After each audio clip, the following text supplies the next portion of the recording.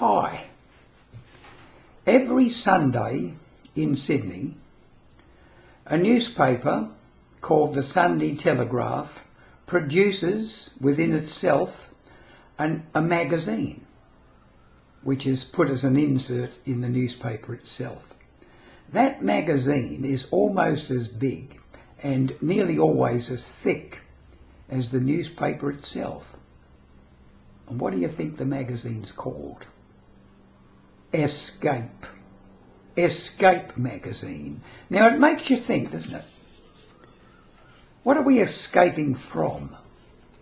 What's the idea of an escape? Does it mean that most people during their lives find it so horrible that they want to escape it?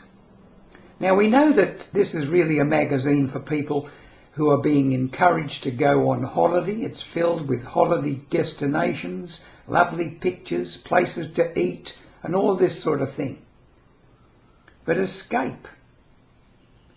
When we are retired, we have, in fact, hopefully, escaped from the humdrum routine of maybe having to commute to a job that we didn't like. Not always. Sometimes the commute might not have existed. Sometimes we might have really enjoyed our job. But why escape? We cannot really escape.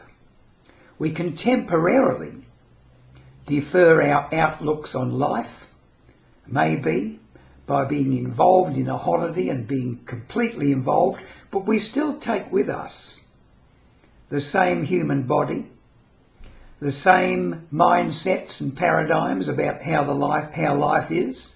So we're not really escaping anything. We're just deferring things. I know this sounds a bit heavy for retirees, but the point is this.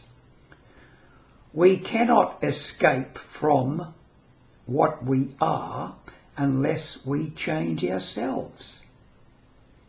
If we take a new view of looking at the world in retirement, what can we now do? How can we live our life more happily? This does involve, whether we like it or not, looking into the way that we at present look at the world. Now there's been a lot of talk about keeping good physical health right into old age, and that I think is definitely requisite if you want to have a happy retirement. You know, a lot of people pay more attention to the maintenance of the car that they own than they do to their physical bodies. Just think for a while back.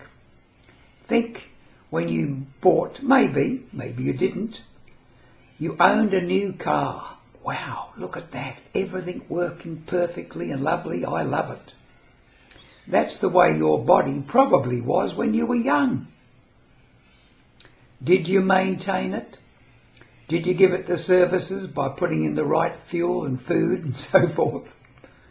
If you did, and if you took it for runs to keep the battery charged, then by the time you reach old age, a so-called old age, your body should be still in pretty good condition. But as I said, most people, maybe I'm exaggerating, many people pay far more attention to the maintenance of their car than they do to their own physical body. Now, what is the physical body as far as you're concerned? It's your machine for working on planet Earth. If it's faulty, you can't do as many things as you would want to do. So naturally, keep it fit, keep it well. This includes the psychological aspects too. When we get older, things start to slow down, we know that. But one of the worst things you can do is exacerbate the situation by getting emotional about it and using negative words about, oh, I'm not the person I used to be. Oh, my memory's going, and all this sort of stuff. One of the worst things you can do is that. Take it easy. Just accept that every now and again you will make a mistake. You won't remember a person's name. This usually starts very early. Can't remember the names of the persons who you were working with. And of course, Why is that? Because you've got nothing to hang it on to. Once the job's gone, the faces fade, the names fade far quicker than the faces. Don't put yourself down because you can't recall something quickly.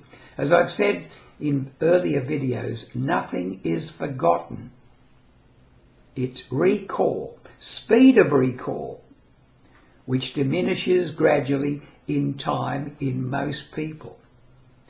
The more you get upset about it, the more you put yourself down, the more you're asking it to come to you more rapidly. Be careful of your thinking, be careful of your self-talk. Look after your body, look after your health, and remember, life is not an escape. You can have a holiday and perhaps escape from the way you're looking at the world occasionally, but you will come home. The only way you can make your life happier is not by trying to escape from it, but by changing your paradigm, by changing the way you see and feel about the world. I hope this hasn't sounded like a lecture, but I think it's important to know this. Your body's your physical instrument, as is your brain. It's not who you are. Look after them both, and they'll last you into old age, and you'll be the happier for it.